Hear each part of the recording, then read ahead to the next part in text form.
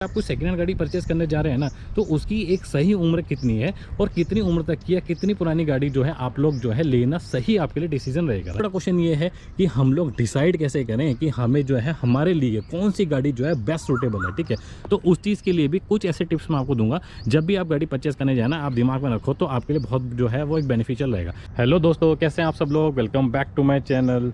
दोस्तों, middle class family का एक क्या सपना होता है कि उसके पास अपनी एक खुद की गाड़ी हो, राइट। अब क्या होता है कि आज की डेट में इतनी ज़्यादा महंगा इन्फ्लेशन हो चुका है कि एक फ़र्स्ट हैंड गाड़ी अफोर्ड करना इतना ज़्यादा मुश्किल हो चुका है कि बंदा सोच भी नहीं सकता है। तो बहुत सारे लोग क्या सोचते हैं कि हम एक सेकेंड हैंड गाड़ी ले लें ताकि अपना जो एक ड्रीम भी पूरा कर लेंगे और जो अपनी पर डे की जो रिक्वायरमेंट जो नीड रहती है वो भी हम पूरी कर सकते हैं, राइट। तो बहुत सारे लोगों को मैंने देखा है कि वीडियो में कमेंट भी डालते हैं कि सर हमें ये गाड़ी मिल रही है, इतने साल पुरानी है, इतने हज़ार रुपये इतने लाख रुपए में मिल रही है, तो क्या ये गाड़ी हमारे लिए परफेक्ट चॉइस है? तो इस तरीके के जो क्वेश्चन आते हैं ना, ये उन्हीं लोगों के दिमाग में आते हैं जो लोग सेकंड हैंड गाड़ी की तरफ जाते हैं, राइट। तो आज की इस वीडियो में हम लोग ये डिस्कस करेंगे, अगर आप कोई सेकंड हैंड गाड़ी परचेस करने जा रहे हैं ना, तो उसकी एक सही उम्र कितनी है और कितनी उम्र तक की या कितनी पुरानी गाड़ी जो है आप लोग जो है लेना सही आपके लिए डिसीजन रहेगा, राइट।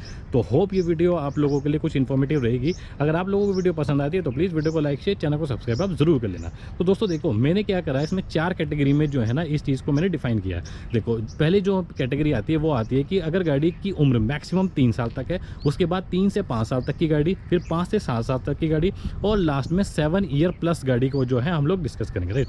तो पहले डिस्कस कर लेते हैं कि फर्स्ट कैटेगरी, जिस गाड़ी की उम्र एज जो है वो 0 से लेके 3 साल तक मैक्सिमम जो है उम्र है, ठीक है। तो ये जो गाड़ी होती है ना, इस कैटेगरी में जो गाड़ी आती है, ये भाई साहब गाड़ी थोड़ी सी क्या बहुत ज़्यादा मैक्सिमम जो है महंगी पड़ती है, क्योंकि इनकी जो आईडीवी वैल्यू होती है ना वो बहुत ज़्यादा लगती है। क्योंकि इसमें क्या होता है कि डेप्रिसिएशन जो होती है ना वो बहुत कम आती है। नई गाड़ी होने के कारण इनकी जो डेप्रिसिएशन जो होती है वो स्लाइटली धीरे धीरे रिड्यूस होती है, 5%, 10%, फिर 20%, ठीक है। इसकी वजह से क्या होता है कि इन गाड़ियों की जो कॉस्ट होती है वो ज़्यादा पड़ती है। दूसरा, इसमें क्या होता है कि आपको ना वारंटी मिल जाती है, क्योंकि कई बार गाड़ियाँ देती हैं या तो 40,000 किलोमीटर तक की या आपकी 2 साल तक की, और ये डिपेंड करता है कि किस किस कंपनी की गाड़ी आप ले रहे हैं, वो वेरी करती है वारंटी और किलोमीटर, ठीक है। और तीसरा, इसमें क्या फ़ायदा मिल जाता है कि इसमें जो होती है ना, जो मेंटेनेंस होती है वो बहुत ज़्यादा कम होती है, क्योंकि एक तो नई गाड़ी होती है, इसकी वजह से मेंटेनेंस कॉस्ट कम आती है, क्योंकि पार्ट्स वगैरह भी इतनी जल्दी कोई चेंज नहीं होती अनटिल अनलेस वो गाड़ी एक्सीडेंटल वगैरह हो या कोई बहुत ज़्यादा मतलब किसी ने रफ ड्राइव कर ली हो ड्यूरिंग तो 3 ईयर, क्योंकि कई लोग बहुत एक्सट्रीम चला देते हैं 3 साल तक की जो गाड़ी की एज होती है, बट ये rare of the rare cases में होता है, ठीक है। अब दूसरी कैटेगरी हम लोग डिस्कस कर लेते हैं कि जिन गाड़ियों की उम्र एज 3 से लेके 5 साल तक की गाड़ी अगर पुरानी है, ठीक है। अब ये जो गाड़ियाँ होती हैं ना, ये क्या होता है कि बैलेंस्ड होती है। बैलेंस किस वे में कि आप इनको अफोर्ड भी कर सकते हैं और इनसे आप अपनी जो फीचर्स रिच जो गाड़ियाँ होती है वो भी आप ले सकते हैं। क्योंकि क्या होता है कि 3 साल से लेके 5 साल तक की जब गाड़ी पहुंचती है ना, मैक्सिमम 5 ईयर तक पहुंचते गाड़ी की जो आईडीवी वैल्यू होती है वो 50% तक गिर चुकी होती है। ये आप लोग जब इंश्योरेंस कराते हैं ना, तो अपनी इंश्योरेंस पॉलिसी में भी जाके आप देख सकते हैं कि 5 साल तक पहुंचते गाड़ी की जो आईडीवी होती है ना, जो इंश्योर्ड डिक्लेयर्ड वैल्यू होती है, जो इंश्योरेंस कंपनी आपको देती है, वो 50% तक कम हो जाती है। मतलब अगर एक शोरूम 10 लाख की गाड़ी है तो 5 लाख उसकी ईजिली आईडीवी वैल्यू लग चुकी होती है, ठीक है। तो आप लोग ये इजीली अफोर्ड भी कर सकते हैं। और दूसरा क्या होता है कि इसमें जो माइलेज मतलब गाड़ी कई हज़ार किलोमीटर चल चुकी होती है ना 5 साल तक की गाड़ी, तो उसकी वजह से क्या होता है कि थोड़ी सी सस्ती पड़ती है, जो हमने पहले डिस्कस करी है कि जिन गाड़ी की उम्र 3 साल तक मैक्सिमम होती है, क्योंकि उनकी रनिंग भी कम होती है और उनकी आईडीवी वैल्यू भी बहुत ज़्यादा लगी होती है, राइट।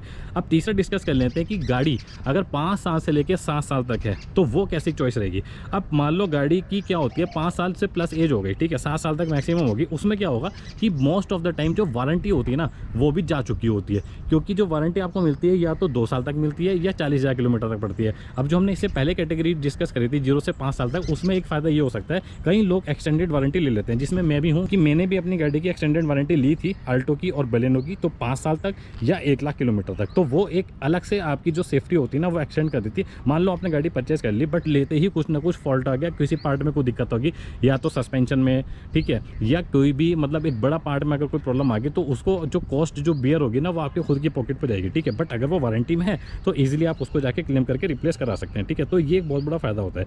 बट 5 साल से लेकर 7 साल तक की जो गाड़ियाँ होती हैं जो हम डिस्कस कर रहे हैं अभी, उसमें क्या होती है कि वारंटी जो होती है वो वर्ड हो चुकी होती है, लेकिन जो 5 साल से 7 साल तक की होती है उसमें कोई वारंटी नहीं मिलेगी, ना आपकी एक्सटेंडेड वारंटी मिलेगी, जिसकी वजह से क्या होगा उसकी जो गाड़ी की जो कॉस्ट होगी वो बहुत कम हो चुकी होती है और आपकी आईडी वैल्यू भी 50% से ज़्यादा डिप हो चुकी होती है। और आप सोचो कि 50% से भी ज़्यादा वो वैल्यू जब उसकी गिर जाएगी, गाड़ी कितनी सस्ती करती पड़ेगी, राइट।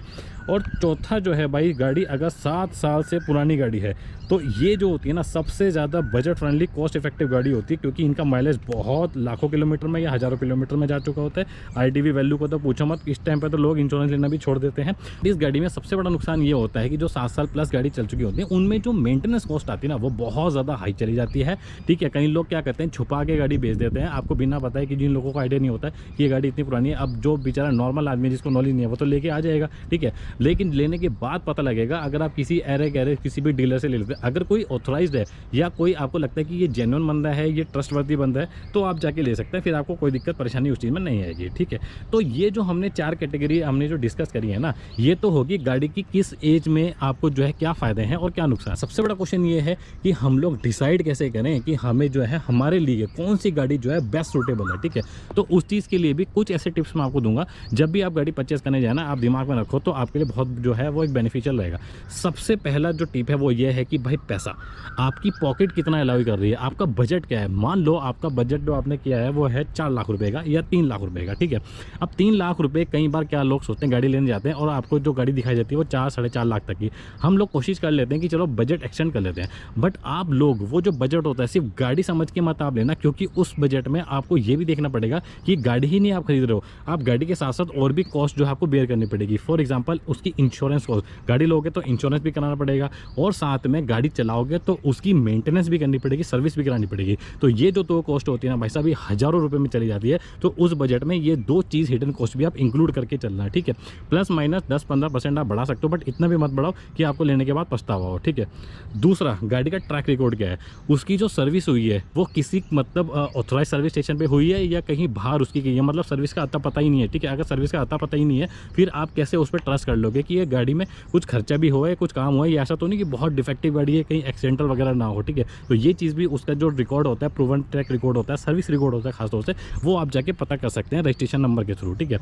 तीसरा, गाड़ी की टेस्ट ड्राइव जरूर ले लें, क्योंकि टेस्ट ड्राइव लेने के बाद एक बार एक कम से कम इतना आइडिया आ जाता है कि गाड़ी में कुछ अंदर रेटलिंग की साउंड तो नहीं आ रही, कहीं से खटर पटर की आवाज़ तो नहीं आ रही। अगर आपने थोड़ी बहुत गाड़ी भी चलाई होगी ना, आपको आइडिया हो जाएगा कि गाड़ी कहीं ना कहीं कुछ दिक्कत तो नहीं दे रही, ठीक है। कई बार गाड़ी लेफ्ट की तरफ भागती है, राइट की तरफ भागती है, वो थोड़ी बहुत आती है कि भाई व्हील अलाइनमेंट बैलेंसिंग प्रॉब्लम, लेकिन अगर वो कराने के बाद भी, उसको कंफर्म करने के बाद भी अगर गाड़ी इधर उधर जा रही है ना, तो ये थोड़ा खतरे का निशान होता है, और थोड़ा हुड वगैरह उठा के चेक करना पड़ता है कि गाड़ी कहीं एक्सीडेंटल वगैरह तो नहीं, आपको कोई ऐसा तो नहीं चिपका रहा है। चौथा, अगर आप कुछ भी इस तरीके का सर्वे वगैरह इंस्पेक्शन करने जाए ना, तो अपने साथ किसी एक मतलब प्रोफेशनल को ले जाए, किसी मैकेनिक को ले जाए। अगर आपको कोई नॉन है या नहीं है तो किसी से बात करके आप जा सकते हो, उसको थोड़ा बहुत चार्ज पे कर सकते हैं, ठीक है। क्योंकि हम लोग सीख के थोड़ा बहुत समझ के थोड़ा बहुत ही पकड़ सकते हैं, बट उनको इतना ज़्यादा एक्सपीरियंस होता है कि भाई साहब वो तो मतलब नज़रों में निकाल देते हैं, जो एक तजुर्बेकार मैकेनिक होते हैं, ठीक है।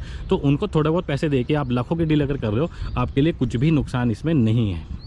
तो दोस्तों, पांचवा ये देख लेना कि आपकी नीड क्या है, आप किस रिक्वायरमेंट के लिए गाड़ी ले रहे हो। हमारी नीड है एक छोटी सी फैमिली के लिए, 2 या 3 हमारे घर में सिर्फ जो है पैसेंजर हैं, बट हम गाड़ी खरीद रहे हैं 6 या 7 सीटर गाड़ी, तो वो कोई वर्थ नहीं है, ठीक है। अपनी नीड रिक्वायरमेंट के हिसाब से ही जो है आप अपनी गाड़ी परचेज़ करें, राइट।